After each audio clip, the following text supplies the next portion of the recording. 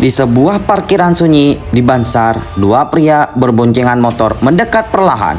Dan dalam hitungan detik, seorang jurnalis yang selama ini berani bersuara soal skandal terbesar sepak bola Malaysia diserang tanpa belas kasihan, namanya Haris Deol. Dan serangan itu mengirimkan gelombang ketakutan, kemarahan sekaligus pertanyaan besar. Siapa yang ingin membungkam suara Haris?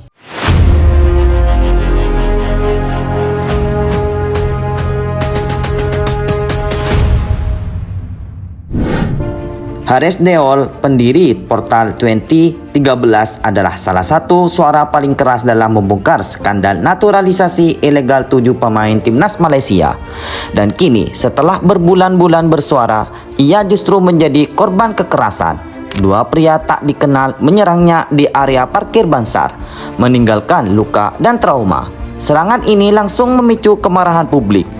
Asosiasi Penulis Olahraga Malaysia (SAM) melalui presidennya Ismandi Abdul Manap mengecam habis tindakan tersebut. Baginya, ini bukan sekedar kriminalitas. Ini adalah upaya nyata membungkam kebenaran. Gerakan Media Merdeka (GERAM) ikut berdiri di garis depan. Mereka menyebut serangan ini sebagai tindakan tidak beradab, ancaman terhadap kebebasan pers, dan pengkhianatan terhadap demokrasi. Mereka mendesak polisi menindak cepat karena ketika jurnalis diserang, yang terancam bukan hanya nyawanya, tapi hak publik untuk tahu. Lalu, apa hubungannya dengan skandal naturalisasi? Ada spekulasi bahwa serangan ini berkaitan dengan liputan Haris terhadap isu sensitif yang kini mengguncang FAM dan Malaysia.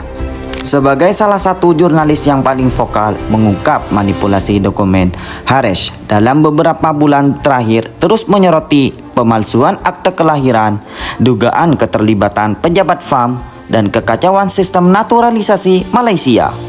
Serangannya bisa dianggap sebagai pesan, diam atau ini akan terjadi lagi. Dan disinilah posisi FAM menjadi sorotan. Apakah mereka terlibat? Atau justru mereka juga korban atmosfer panas yang mereka sendiri ciptakan? Penjabat Presiden FAM, Datuk Moh Yusof Mahadi, akhirnya angkat suara. Ia mengutuk keras serangan tersebut dan menyebut kekerasan terhadap jurnalis sebagai tindakan yang tidak mencerminkan nilai sportivitas. Namun, publik masih bertanya-tanya, apakah ini sekedar pernyataan formal atau tanda bahwa FAM kini mulai sadar bahwa skandal yang mereka coba tolak kini mulai mengancam semua orang di sekelilingnya. Ketegangan antara jurnalis, publik, dan federasi kini semakin nyata. Di tengah penyelidikan FIFA yang semakin melebar, di tengah tekanan publik yang terus meningkat, dan kini serangan terhadap jurnalis. Satu pertanyaan menggantung di udara. Apakah Malaysia masih mampu melindungi mereka yang berani mengungkap kebenaran? Dan lebih jauh lagi, apakah skandal naturalisasi ini hanya akan berakhir di meja hukum atau justru membuka babak baru yang jauh lebih gelap, di mana suara-suara kritis mulai dibungkam satu persatu?